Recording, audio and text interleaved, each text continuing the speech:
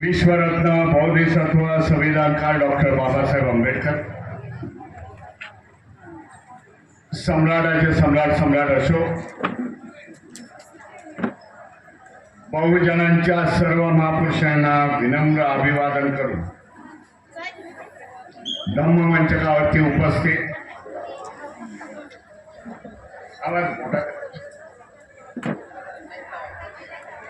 धम्ममंचकावरती उपस्थित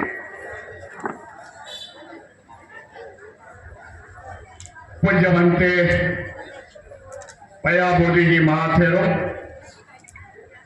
पूज्य म्हणते जी शीलरत्न महाथेरो आणि त्यांचा संघ, भारतीय बौद्ध महासभेचे सर्व पदाधिकारी, अनेक वक्त्यांनी त्यांची नावं घेतली आहेत म्हणून मी पुन्हा काही घेत नाही. समता सैनिक दलाचे सर्व जवान, महिला समता सैनिक दल, उपासक उपासिका, नांदेडचे उत्तर आणि दक्षिण मधले सर्व कार्यकर्ते, ज्यांच्यामुळे ही धम्म परिषद आज येथे या रवाई बुद्ध विहारामध्ये, बुद्ध विहाराच्या पटांगणामध्ये होते, त्यांचं सगळ्यांचं मी अभिनंदन करतो. बौद्ध धम्म परिषद उद्घाटन आणि ती यशस्वी झाली असं मी डिक्लेअर करतो. आनंद वाटला आपल्या सगळ्यांना भेटून. हे बऱ्याचशा कालावधीनंतर मी आपल्या समोर उभा राहिलो. मध्यंतरी काहीतरी इलेक्शनच्या पिरियड मध्ये आलो होतो. विधानसभेच्या इलेक्शन्स मध्ये आलो होतो आणि तेव्हा राजकीय भाषण करून मी निघून गेलो लगेच. परंतु आपलं फाउंडेशन या धम्म आहे.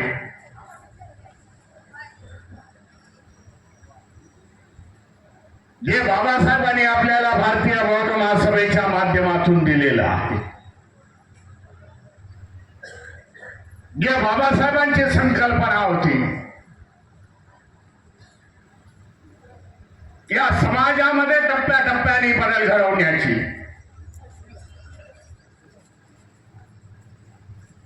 त्या प्रकारे बाबासाहेब या समाजाला घडवत गेले. आपल्या क्रांतीच्या माध्यमामधून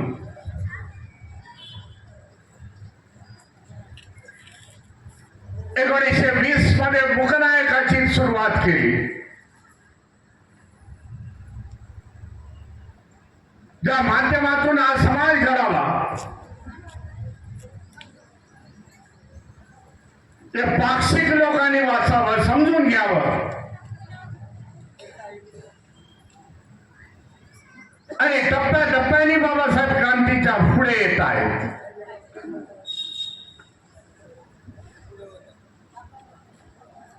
एक ध्येय ठेवलं बाबासाहेबांनी आखरीला, की या समाजाला प्रवृत्त म्हणून बनवायचा.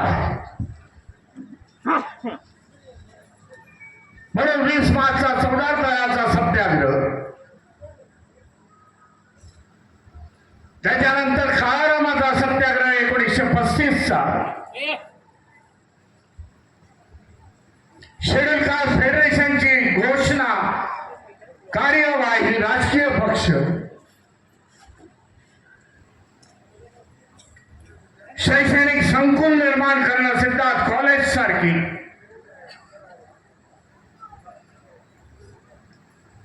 आणि जीवनाच्या आखरीमध्ये धम्मक्रांती, हे बाबासाहेब टप्प्याटप्प्याने तुमच्याकडे करत आले.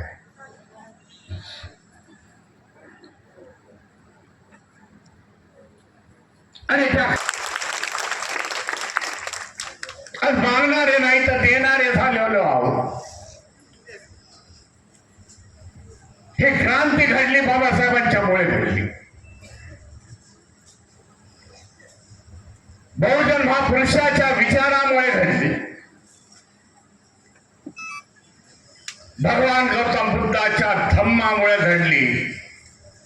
हे आपल्याला विचार करावे लागेल आणि आपल्याला जाणावं लागेल. जे समाज आले नाही, जे शेड्यूल कास्ट आहे, शेड्यूल ट्राईब आहेत, पण या महाराष्ट्रामध्ये जे समाज आले नाही, बाबासाहेबांच्या बरोबर आले नाही, ते आज कुठेतरी पिछाडीला गेलेले आहेत, मागे राहिलेले आहेत.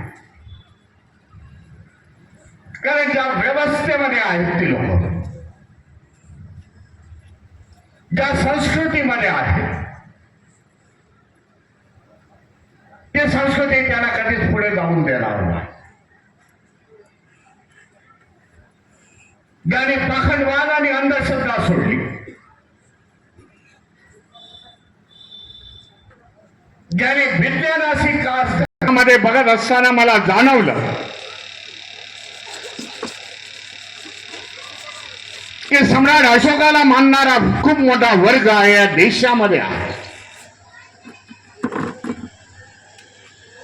जे आज लोक भारतीय बौद्ध महासभेशी जोडलेले आहेत.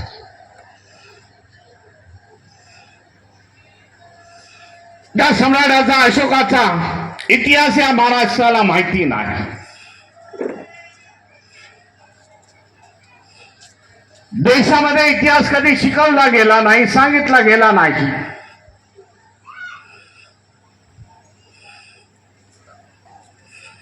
तो इतिहास पुन्हा एकदा वरती आणण्यासाठी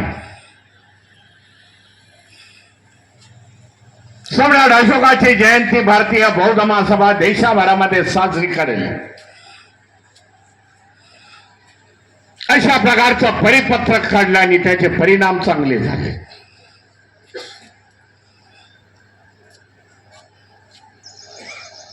इतिहासामध्ये प्रचंड मोठा राजा होऊन गेला.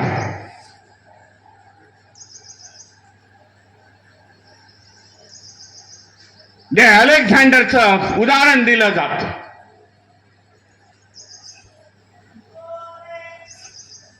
जगजेता म्हणून त्याचं उदाहरण दिलं जातं,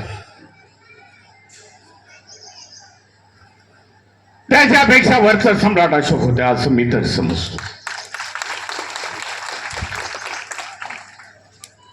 ज्याने शस्त्रांनी क्रांती केली, ज्याने शस्त्राच्या बळावरती हा भारत देश, अखंड देश ग्रीक पर्यंत गेला.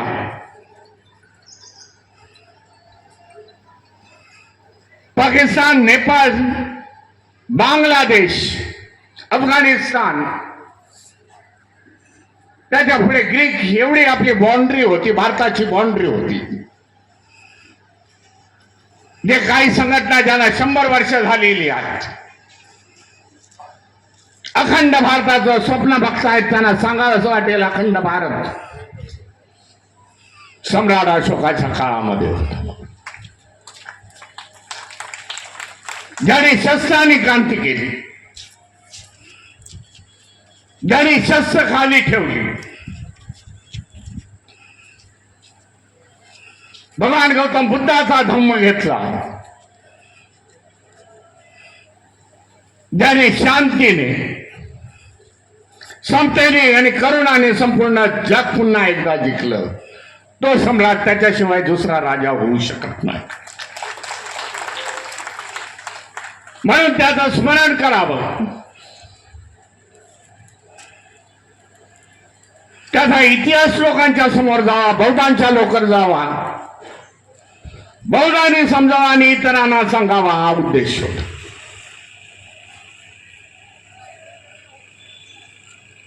त्याचे परिणाम चांगले झाले. बऱ्याच लोकांना माहिती नाही.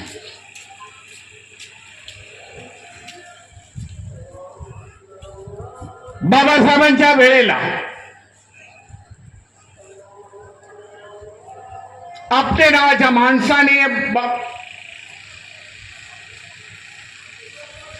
आपटे नावाच्या लेखकाने सम्राट अशोकावरती चांगल्यापैकी पुस्तक लिहिलेलं आहे.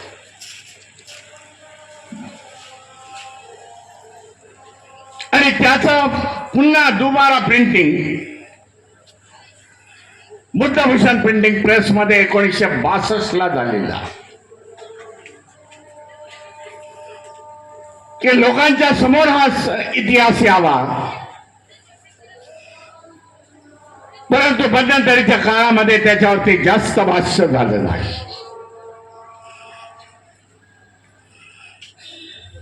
भारतीय बौद्ध महासभेचं पत्रक आणि अलीकडच्या मी आता मागच्या आठवड्यामध्ये, आठवडा पण झाला नाही,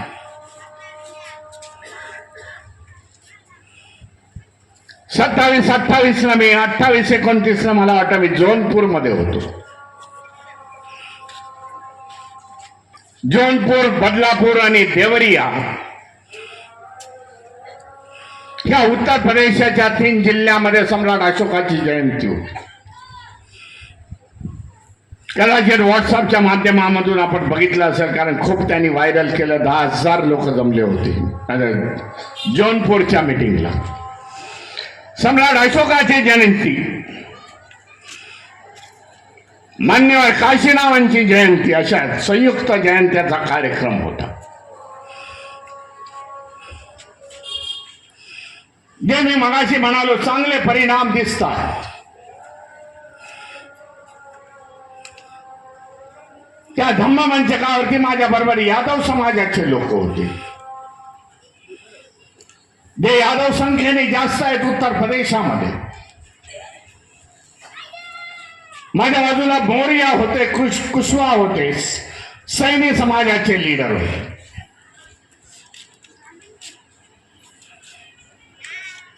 की जे मोरियांचे वंशज सांगतायत, ज्यांची संख्या करोडोमध्ये आहे या देशामध्ये. त्यावेळेला देखील रिपब्लिकन पार्टी होती.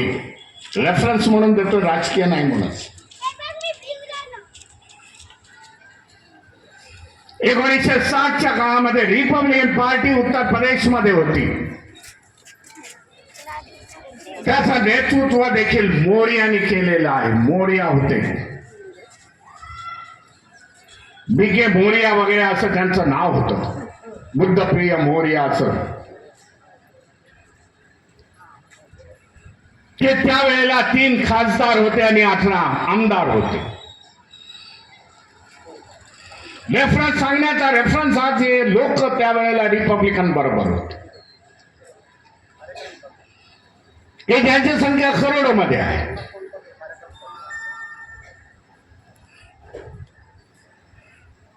आज तो समाज आपल्या बरोबर आलेला आहे. हे सगळं जनगणनेसाठी करतोय. येणाऱ्या काळामध्ये जे जसे चावरे साहेबांनी सांगितलं, आपल्यासाठी फार महत्वाचा काळ आहे येणार 26 आणि 27चा काळ.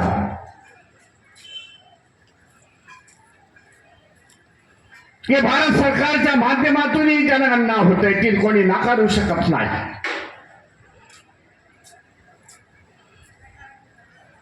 आम्हाला आमची जनसंख्या किती करोडामध्ये आहे ती सांगण्याचा प्रयत्न आहे या माध्यमामधून.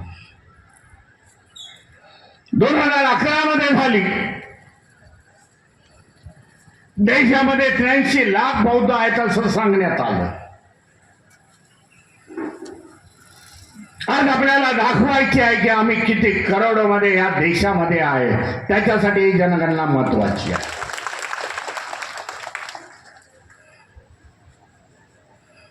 कारण कधीच कुठल्या सरकारने खरी फिगर कोणाला कळून दिली नाही बौद्धांची.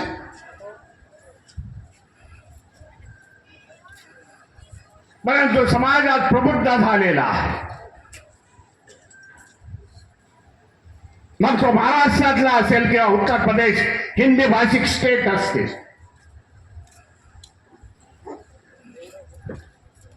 किंवा साऊथची राज्य असतील, चांगला बदलाव मला आता साऊथ मध्ये दिसून आलेला आहे. मागच्या आठवड्यात मी राजमुंड्रीला होतो. आज देखील 9 तारखेला मी राजमुंड्रीला जाणार आहे. तेव्हा सुखद असे धक्के बसले की साऊथ बदलतोय, बदलाव येतोय साऊथ मध्ये.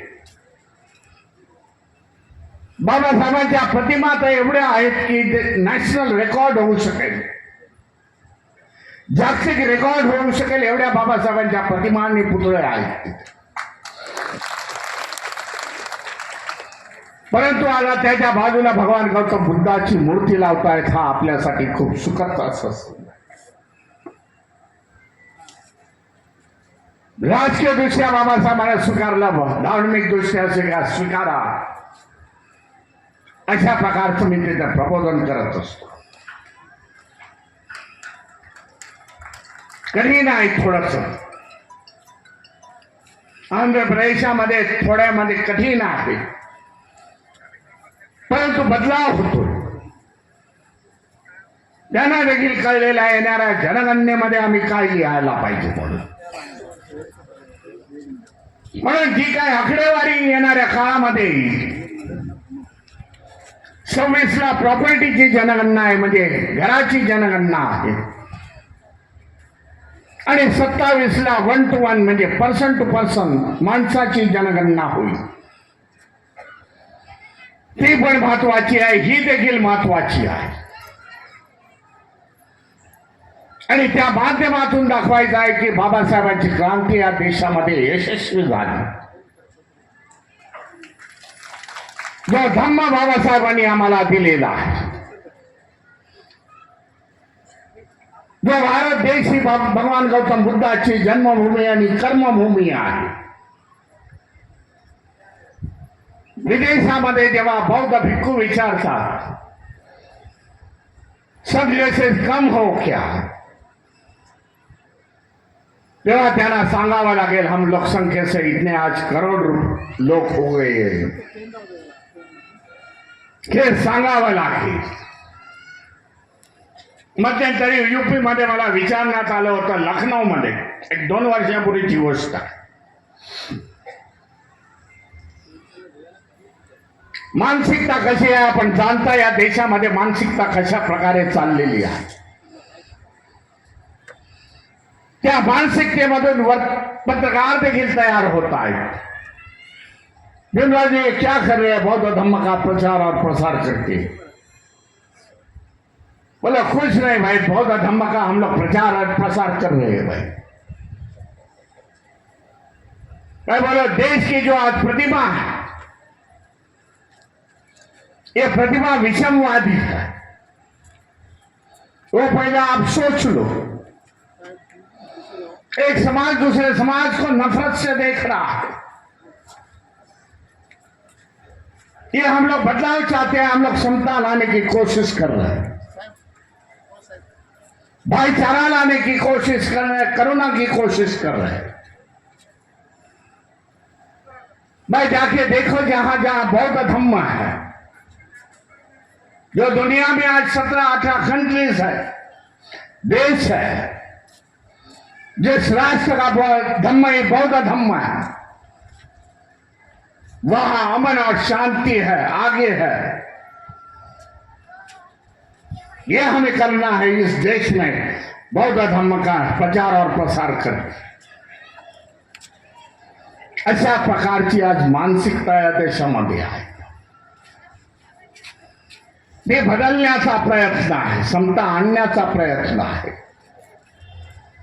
जे येथील त्यांना बरोबर घेऊन, जे शेड्यूल कास्ट आहे, शेड्यूल ट्राईब आहे,